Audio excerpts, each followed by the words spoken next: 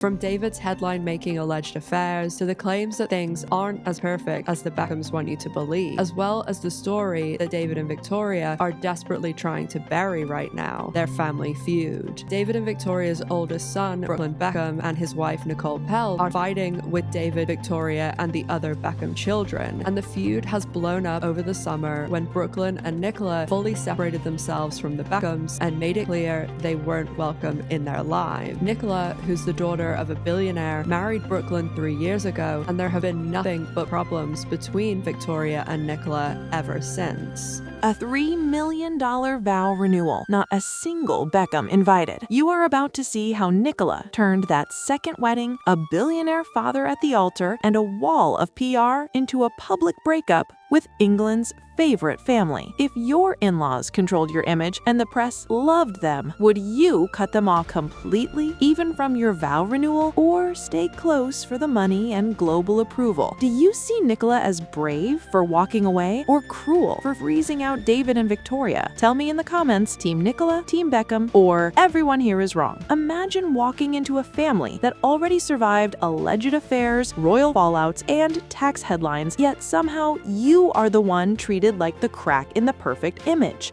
That is Nicola's reality.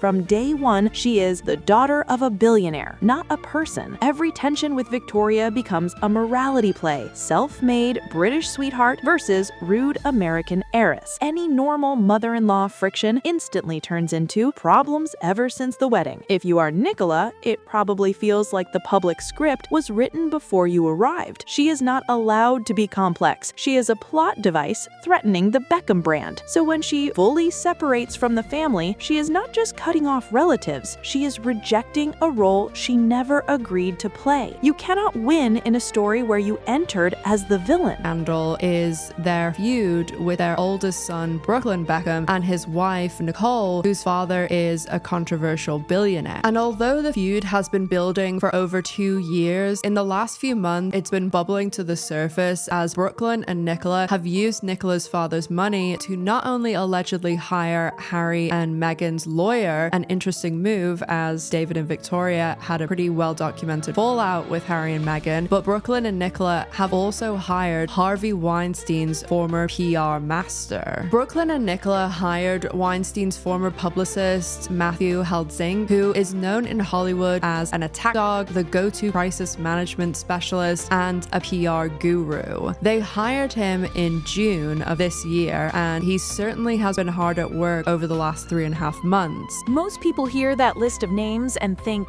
desperate, mean, overkill. From Nicola's side, it is more like survival. She is not arguing with a retired footballer and a former pop star. She is going up against a couple who turned their marriage into a global luxury narrative. Every anonymous source praising Victoria and framing Nicola as difficult lands like a legal threat. So she responds the only way she knows will matter in that world: high-profile lawyers and an attack dog PR strategist. To outsiders, it is tasteless. To Nicola, it is leveling the field. The Beckhams have decades of goodwill banked with the British press. She has the opposite. If she does nothing, their version sticks forever. You can call this PR war ugly. You cannot call it uncalculated.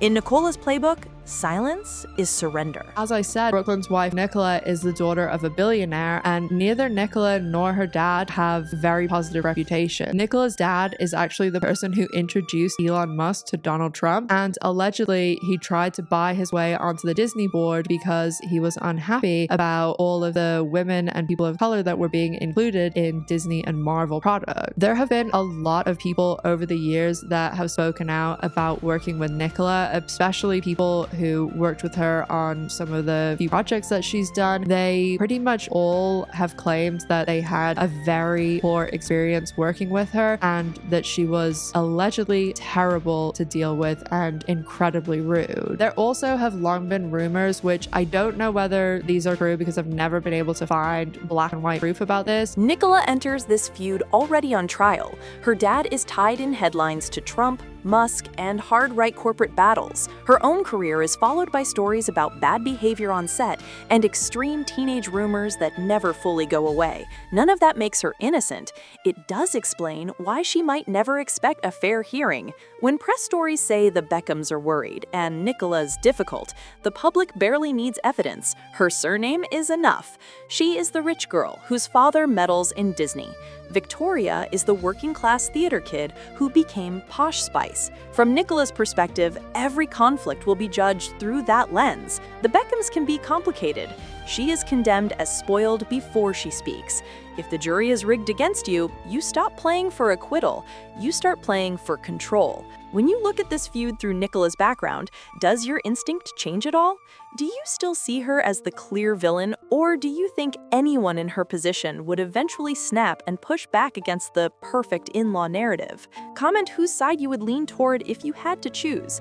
Team Beckham, Team Peltz, or everyone here is messy. Brooklyn and Nicola got a lot more blatant on social media in recent months than just unfollowing his brothers, as in May, David Beckham had a ton of parties for his 50th birthday, and Brooklyn and his wife were missing from all of them. They also didn't post any sort of birthday message, and again, that sounds silly, but all of this stuff matters to celebrities, and they also usually do, and they do for everyone else in their family and friends. And it was even more obvious because Nicola's brother's birthday is at the same time as David's, and Brooklyn Beckham posted this whole message on social media for his brother-in-law, but not for his dad. Brooklyn didn't acknowledge Victoria's birthday either, or his parents' 26th anniversary. The only time he's acknowledged anyone from the Beckham family over the last year and a half was when he posted a picture and wished his grandfather, Ted, David's dad, a happy birthday, and then on July 10th, he wished his youngest sibling, his sister Harper, a happy birthday. And coincidentally, July 10th, which is her birthday, is also when he unfollowed his brothers on Instagram. Although a lot of people do claim that Brooklyn has actually blocked his brothers, and that's why it doesn't look like they're following each other anymore. And that does seem to be true because it seems as though they unfollowed each other at exactly the same time, which why would they unfollow him at exactly the same time? And it also, when you block someone, it untags you on stuff too.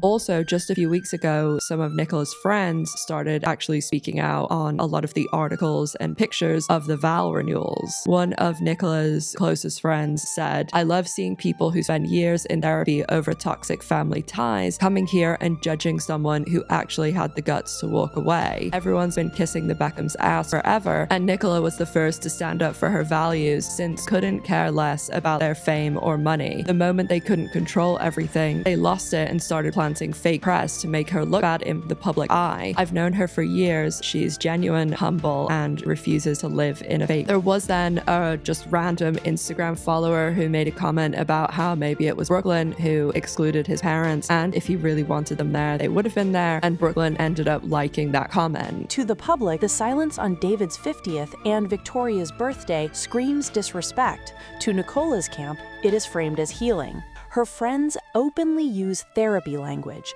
toxic family ties, guts to walk away, refuses to live in fake. That is not casual wording, that is curated. In that framing, skipping a birthday post is not petty, it is boundary setting. Praising her own brother while ignoring David becomes a thesis statement. This is my real family now. The unfollows, the likes on comments about exclusion, the vow renewal without Beckhams, all of it is recast as a woman protecting her mental health from a powerful clan who allegedly want control. Is that completely fair to David and Victoria? Probably not. But in Nicola's mind, she has stopped seeing them as wounded parents. She sees them as image-obsessed operators. And once you label someone toxic, every cold move feels justified. So they're in a whole lawsuit over that. But 3 years later, they renewed their vows. There are also conspiracy theories about them doing this vow renewal so that whenever people are looking up anything about their wedding, because that's where a lot of the stories originated from when it comes to the feud, that they wanted to have, everything on Google and all of the SEO be tied to this vow renewal rather than their original wedding. But as I mentioned in the beginning, no one from the Beckham family was invited, and allegedly the Beckhams only found out about this vow renewal when it was posted online. And boy, did they post a lot about this vow renewal. Nicola's billionaire father officiated the renewal ceremony, and allegedly at the ceremony, friends of Nicola spoke about how proud they were of Brooklyn for walking away from a toxic family. At the renewal ceremony, Brooklyn also gave a speech, and in it he didn't mention his family at all, but praised Nicola's family and her father. This is Nicola's masterpiece, a second wedding curated like a press release. Her father at the altar, her friends praising Brooklyn for walking away from a toxic family. No mention of David and Victoria, not even a polite thank you for the life he grew up with.